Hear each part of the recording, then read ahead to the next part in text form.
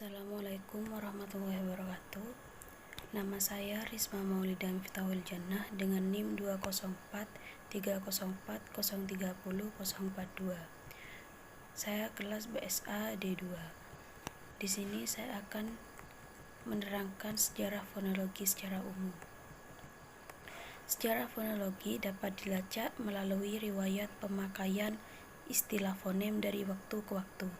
Pada sidang masyarakat linguistik Paris pada tanggal 24 Mei tahun 1873, Dufrich Desgenetes mengusulkan nama fonem sebagai padanan kata BJM Sprachraum. Ferdinand de Saussure dalam bukunya mendefinisikan fonem sebagai prototip unik dan hipotetik yang berasal dari bermacam bunyi dalam bahasa-bahasa anggotanya. Selanjutnya, sejarah fonologi Arab dan tokohnya. Ilmuwan pertama yang menggunakan istilah fonetik adalah ilmuwan Prancis, yaitu Gézoga.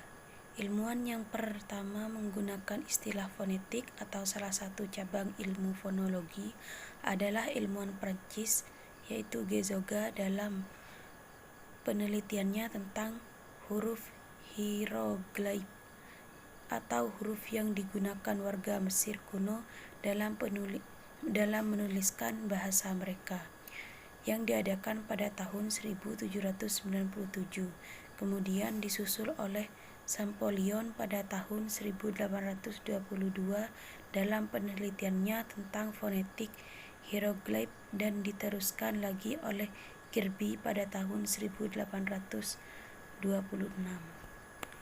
R.G. Latham menggunakan istilah bunyi sebagai cabang ilmu fisika yang khusus berkenaan dengan bunyi atau fonetik akustik. Pada tahun 1841, R.G. Latham menggunakan istilah bunyi sebagai cabang ilmu fisika yang khusus berkenaan dengan bunyi fonetik akustik yang mengkaji bunyi menurut sifat-sifatnya sebagai getaran udara dengan memandang bunyi bahasa sebagai gelombang bunyi pada tahun 1875.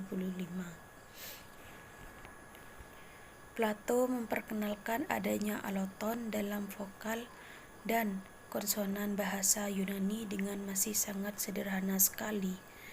Ilmu fonologi sudah ada sebelum adanya agama Islam, tapi lebih sempurna setelah munculnya agama Islam. Terlebih saat turunnya Al-Quran jauh sebelum Gézoga meneliti pada abad kedua Hijriyah.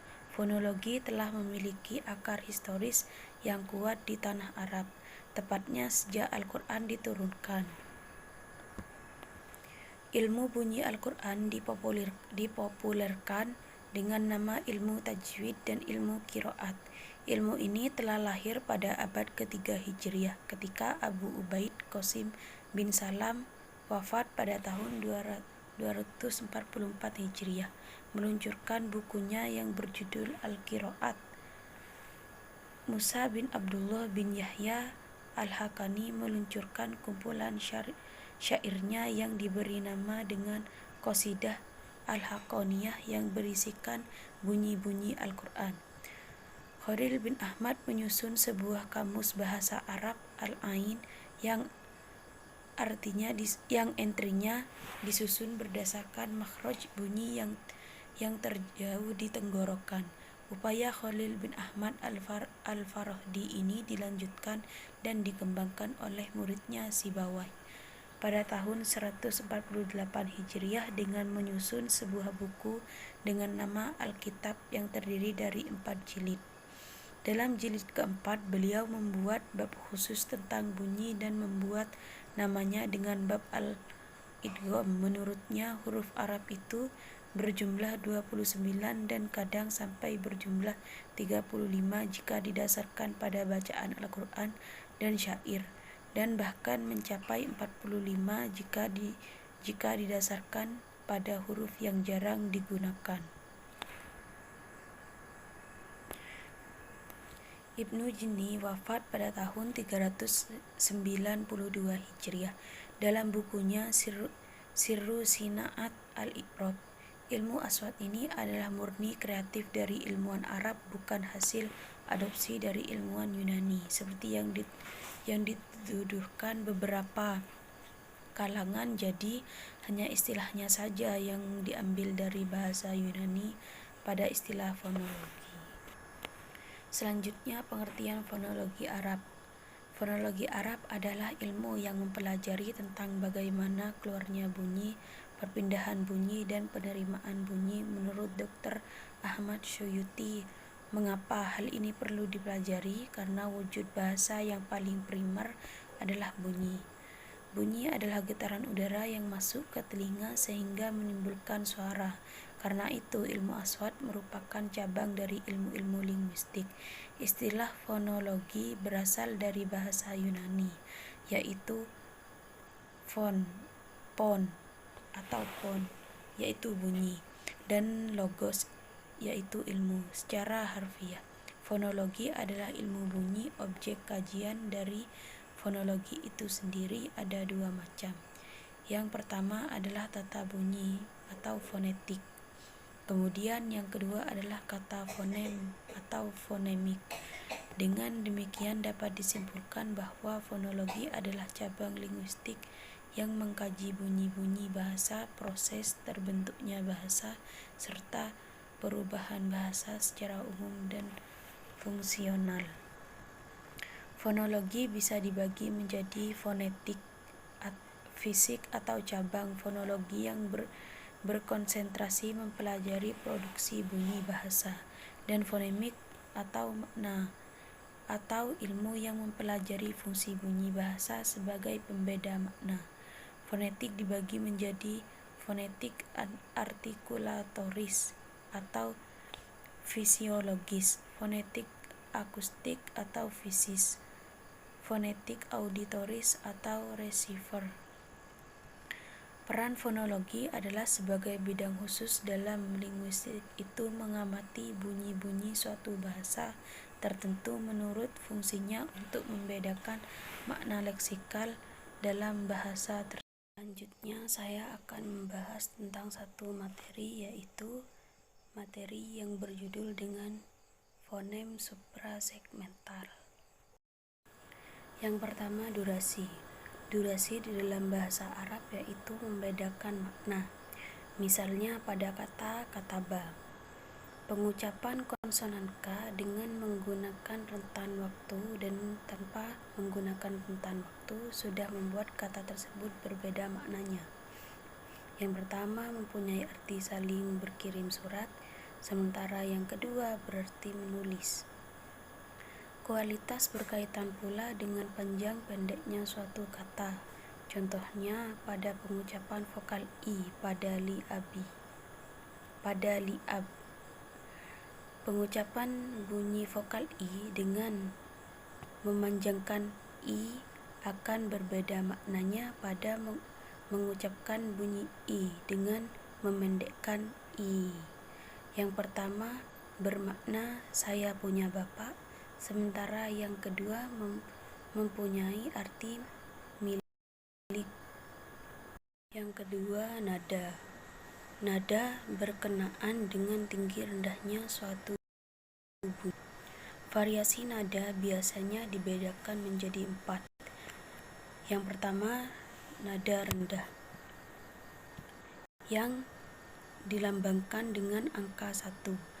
Yang kedua, nada sedang yang dilambangkan dengan angka 2. Dan yang ketiga, nada tinggi yang dilambangkan dengan angka 3. Yang keempat, nada sangat tinggi yang dilambangkan dengan angka 4. Contohnya, intonasi variasi nada dalam bahasa Arab dapat dilihat sebagai berikut, yaitu seperti contoh lafaz dhahaba al-waladu ila al-suqi. Da mengapa, yaitu memiliki lambang angka 3, sedangkan ha dan bu memiliki lambang angka 2.